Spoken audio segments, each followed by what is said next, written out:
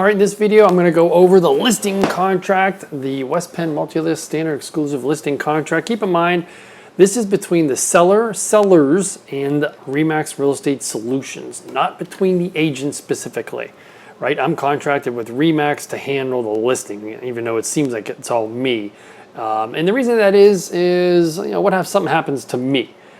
Maybe I quit real estate. Maybe I get, unfortunately, deathly sick. Maybe I pass away. The contract is between you and the brokerage, right? The broker owner, manager would then assign someone else to work the listing. That never happens, but that's the reason why. So, I mean, some general fields, listing office ID, all standard stuff, property address on line 10. I fill all this out for you, right? City, state, zip, number 11, having erected thereon. That means, is it a condo? Is it a townhouse? Is it a row house that's attached to other ones? Or is it a single family freestanding home? Is it a duplex? Whatever. What's the zoning?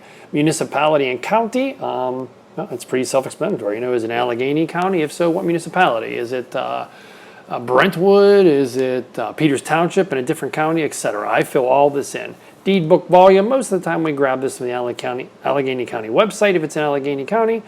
If it's not, we try to research that on the other websites of the other counties. That's number 12. Zoning classification number, honestly don't have a clue what that is, but I don't put a number in. I put, is it zoned 2-family, which would be a duplex, 3-family, freestanding, condo, etc. Line 13, lot and block number, we get that from online. So line 14, purpose of the contract. Hey, the owner, that's you. You're contracting the broker, I already explained that, not the agent, to market the property for the purpose of finding a buyer or buyers. Owner allows the broker to use print and or electronic advertising, right? So we use print maybe in magazines, maybe in just listed cards. And online, obviously, just the myriad of websites we have, and of course social media now, right? Broker is acting solely in the capacity as described in the consumer notice. That's a different video.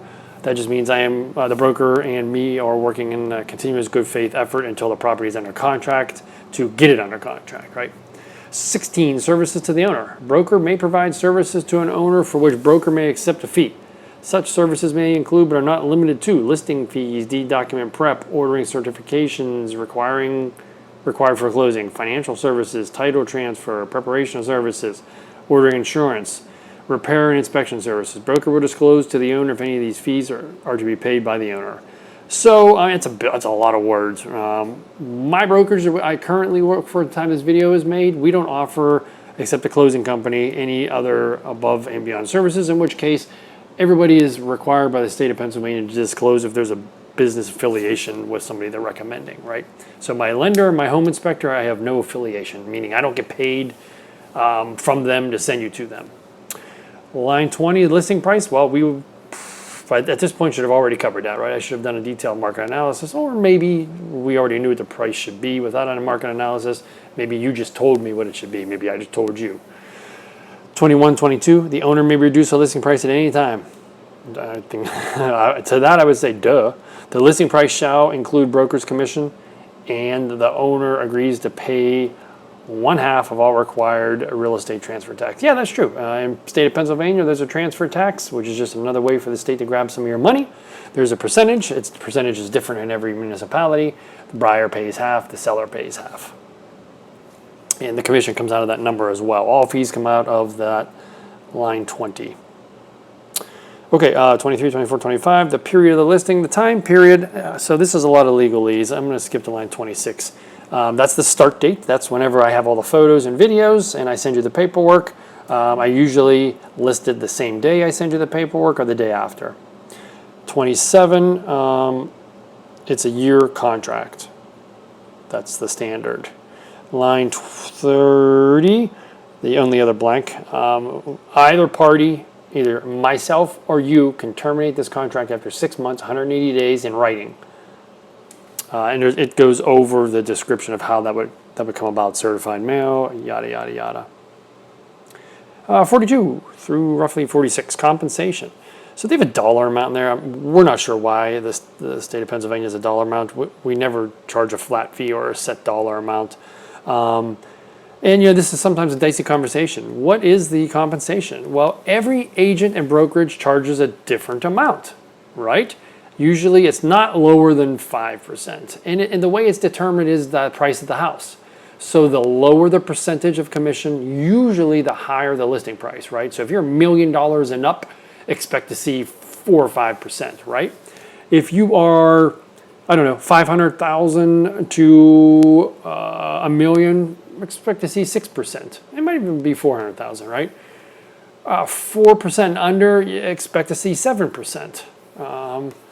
And at some point in time, if it gets below, these are the total percentages get divided in half, right? The listing brokerage, Remax Real Estate Solutions gets half, and whatever brokerage brings the buyer in, they get another half. So if the price on the property gets too low, you'll see brokerages charging a flat fee, right? So let's just say the property is $50,000, 50. It's pretty low, 7%. That's not enough to cover expenses. So we would usually charge the agent will usually charge a percentage, 2,000, 4,000, 5,000. It gets split in half, right? And now keep in mind, legally, all these compensation numbers are negotiable. I liken it to you calling up a deck contractor to build a deck on your home, right? There is no standard on the price they're going to charge you, right? Any contractor. I just picked a deck contractor. Could be an HVAC. Could be a roofer. Doesn't matter. I'm staying in the real estate industry, obviously. Even a lawyer, right? They have a percentage or a price that they suggest they want to be paid. And a buyer or a consumer can say, no, I want to pay you this. And then the contractor, which I'm a subcontractor, all agents are subcontractors, we have the right to say, so for example, I want to charge you, I charge 6% to list your home. And you say, well, I only want to pay 5%. Listen, you're negotiating. It's legal. I have the right to say, okay, I'll take it for 5. Or I have the right to say, no, thanks, I'll move on, right? So there's a big brouhaha lately that, an agent says, I want 5%, I want 6%, I want 7%.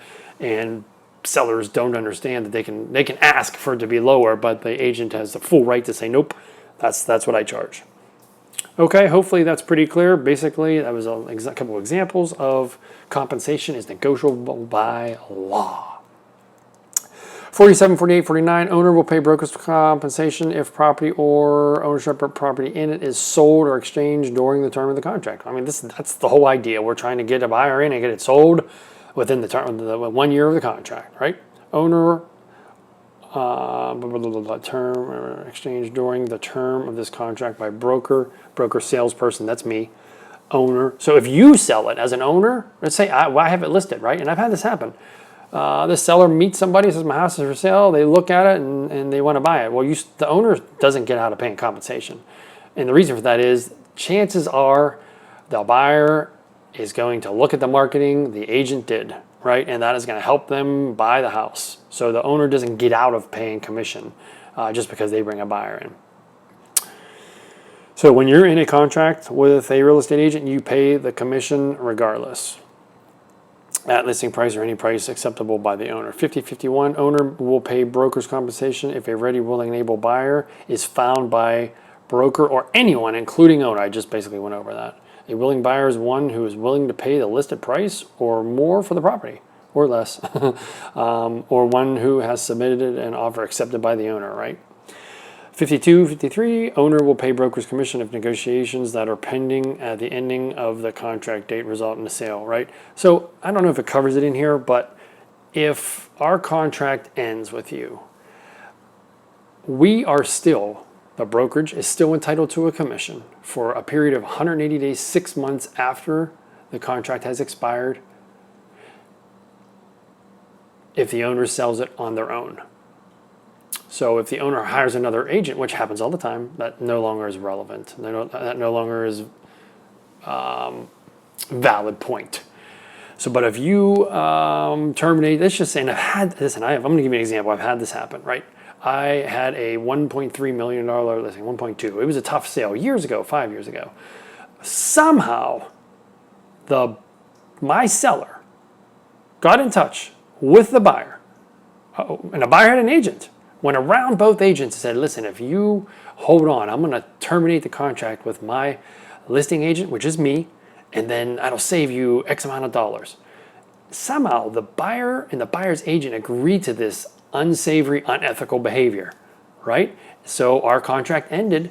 My seller did not get representation, sold it to them, closed. We sued them, and we won $20,000 in commission, because the reason for this is the state of Pennsylvania feels our marketing, after the contract is done, the marketing ends. However, it's still out there in the world for months after that, and the state of Pennsylvania feels that 6 months is a pretty good number where the marketing is pretty much dead by then, right? So that's where that came up with. 5455, in the event that the owner enters into an option agreement with a buyer during the term of the contract, the owner will be obligated to pay. Let's just say you meet a buyer and you don't have a per se real closing, and the buyer actually, they come up with some sort of option to buy after X amount of years or something. Well, we're still owed a full commission. 5455, in the event the owner, just went over that, sorry. 56, 57, 58, owner will pay broker's commission for a sale that occurs after the ending date. Jeez, oh Pete. After the ending date of this contract, if the sale occurs, I just explained all this, within 6 months, there it is. The buyer was shown or negotiated to buy the property during the term of the contract. So the property is not listed under an exclusive right to sale and another broker at the time of sale. That's basically exactly what I was saying. So if you try to for sale by owner to a buyer that was brought in, that's what these 3 points are saying. After this contract is over, within 6 months, you still owe a commission to the buyer's agent, if the buyer buys it, and me. Basically, just be ethical. You won't have a problem. Number 60. If a buyer signs an agreement and then refuses to buy the property, or if a buyer is unable to buy the property because of failing to do all the things required of the buyer in the agreement of sale, basically the buyer defaults on the contract, right? There's no out for them. There's no out, but they just say, I don't want it. Owner will pay the broker, we always put 50% in there, 50% of the deposit money, the hand money of the buyer, right? A perfect example, had it happen again. Buyers got into a contract, went through the inspection process, negotiated, property appraised, there's no more contingencies left. As something else came on the market they like better, they just said, keep my hand money, I'm moving on. I love this property over here, I gotta have it. In that case, I, myself, and my broker did a ton of work. We would take half of the hand money. So if the hand money was $10,000, we would take $5,000, you would get $5,000, because we were both super inconvenienced. It's not just the seller that's damaged or inconvenienced. 64, line 64, 65, if the property or any part of it is taken for public use, eminent domain, owner will pay the broker's commission from any money paid as a result of the eminent domain. This never happens. I would explain it further if we encounter it. No sense wasting breath now. 67, 68, 66, 67, 68.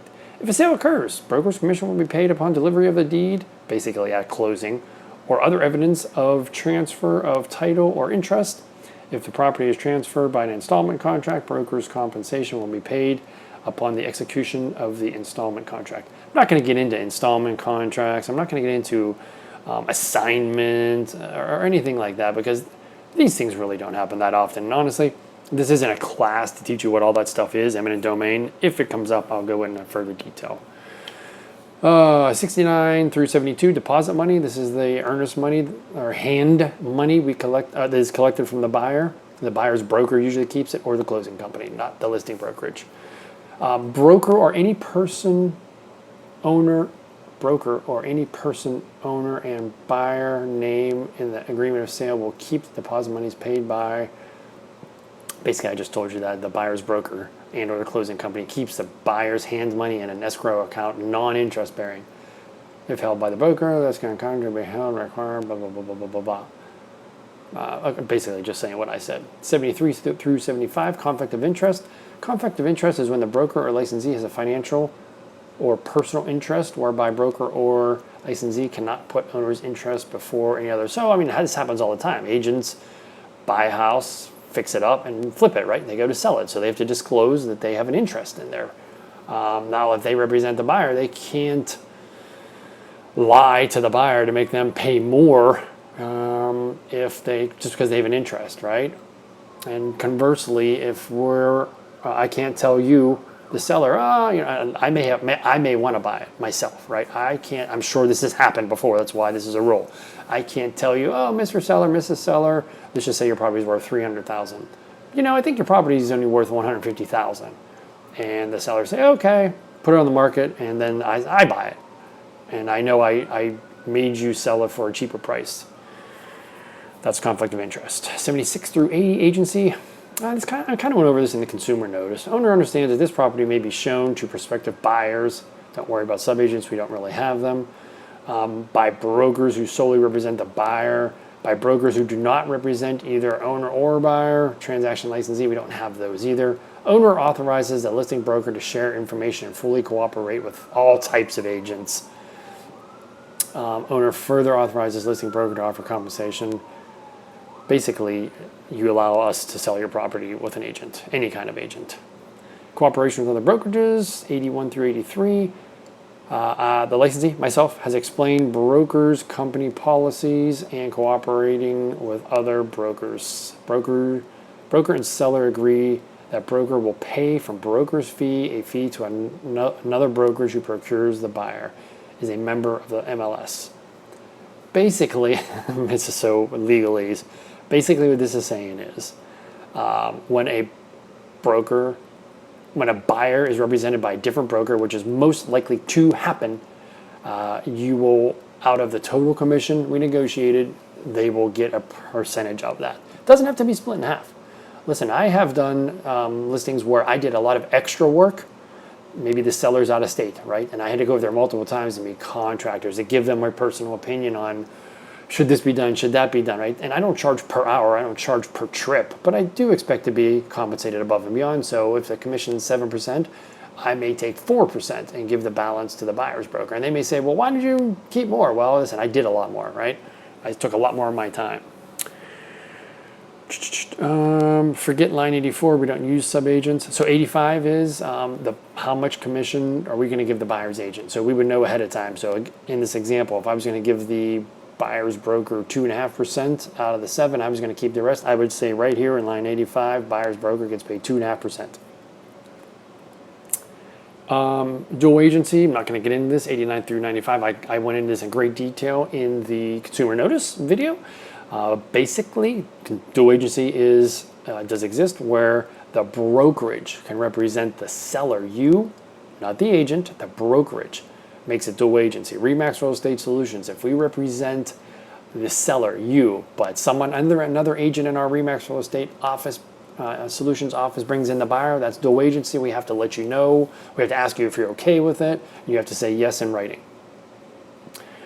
96 through 101, title possession, subsequent offers. The undersigned, you, represent that they are the sole owners. Basically, it would never work out where somebody would be able to sell someone else's property and get compensated, right? The closing company does a vast amount of research to make sure the people that are saying they're the owners, you, the sellers, are actually the owners.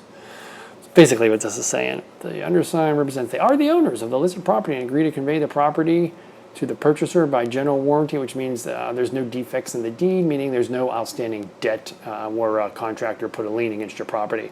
Obviously, mortgages or liens, those are standard debt. That's expected. So the property will come clear of all liens and encumbrances. So if a utility company came in and did some sort of encumbrance on your land and put an easement on there, we have to let the buyers know, right? It can't be a conflict. It could be the utility company came in 50 years ago and said, we're going to put an easement here to the electric or the sewage in the back. And you said, okay, well, I mean, that's fine. It's a legal easement. And basically the rest is saying the title must be marketable, insurable, which again goes back to can't have any outstanding liens on it, can't owe any money to anybody, contractors that put a lien on your property until you pay them. For example, an HOA, let's just say, and I know this by firsthand experience where I live here currently, I violated some rules. The HOA fined me. I told them I'm not paying the fine. They said, okie dokie, so we'll put a lien on your property. So this paragraph here is saying is I can't just say, okay, there's a $50,000 lien on my condo. I'm just going to sell it to the buyer and make them eat it, unless I disclose it, right? And say there's a $50,000 lien you have to pay, and they say, okay, unlikely. So you can't just get rid of a faulted property that has some sort of outstanding debt to a buyer. You have to disclose that. And some buyers will accept it. They're like, okay. Marketing 102 through 109, unless the owner expressly provides in writing, the broker and their agents may utilize all the forms for marketing online. Other words, so we can put pictures, videos, room sizes, address, put a sign for sale sign in the yard, get a key from you if that's applicable, put it in a lockbox, put a lockbox outside. Basically, you're allowing us to market the property and not going to say, oh, you put a picture of my living room in there. I didn't allow that because it has a some sort of something private. No, you're giving us permission to do all that marketing. You can see all this is uneditable. You can't strike any of this stuff out. We can't change any of this. 110 through 111, owner grants the West Penn multi-list, which is where the listing goes, the MLS, unconditional right to use, release, and disseminate to the public the information contained. Well, that's the purpose of this, you hiring us and the MLS, right? To give us all the info, let us take all the pictures, and put it on the market. Prohibition against recording. In Pennsylvania, it is illegal for any person to intentionally intercept oral communications by electronic or other means without the consent of the party being recorded. I'm not going to get into that. If you want to read that paragraph, that's up to you. I've never had that apply. 119 through 127, seller's responsibility to protect confidential information. Seller is responsible to notify occupants of the property that potential buyers, if it's a rental property, for instance, if you have tenants there, you use the seller have to say, I'm trying to sell the property, there's going to be showings, right? Buyers who view the property, they are allowed to take photos, right? They're allowed to take videos, the video telephony at the time they are in the property, right? That's for themselves, right? To go back and show their parents or to reflect on it and say, oh yeah, I remember what that door was, something like that, right? Seller is also, I'm looking at line 124, seller further understands their responsibility to protect and or remove confidential information. So what this could be is an example is guns, right? You're allowed to have guns. You're allowed to own guns. We prefer you not have them just laying around. Prescription drugs or illegal drugs. We prefer you to lock that up. Take it with you. Don't leave it lay around for showings and open houses. Jewelry or anything expensive. Take that with you. People will be walking through the house.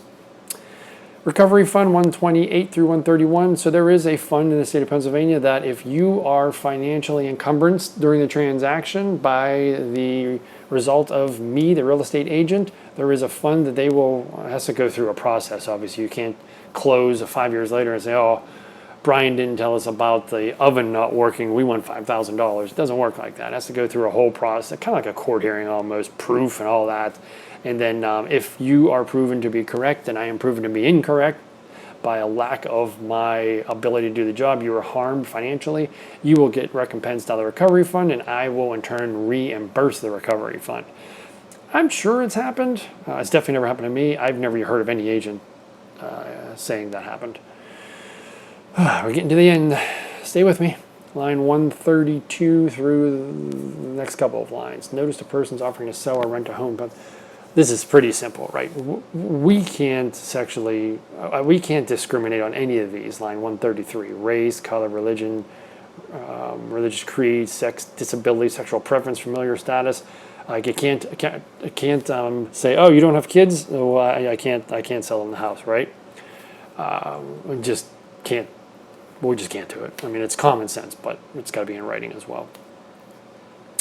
135, support or guide animals, or the fact relationship, individual or disability. I guess we just can't discriminate against any of that stuff. No other contracts. I mean, self-explanatory. You can't have a contract on this to sell it with someone else if you employ us, right? So if you have it with someone else, you got to terminate. Can't have a contract with business mergers. Like you can't be selling the building and then put it for sale and sell it before you were doing a different deal. Basically, you can have no other contracts. If you're unclear, unsure, ask me.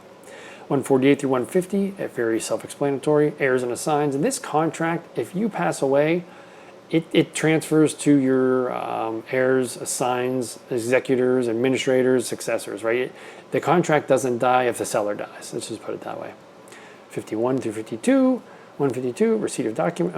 Owner acknowledges receipt of one copy of his listing contract, one copy of the property disclosure statement, and one copy of the, we don't really give a property input statement, and one copy of the consumer notice. Basically, any document you sign, execute, you get a copy of it via PDF.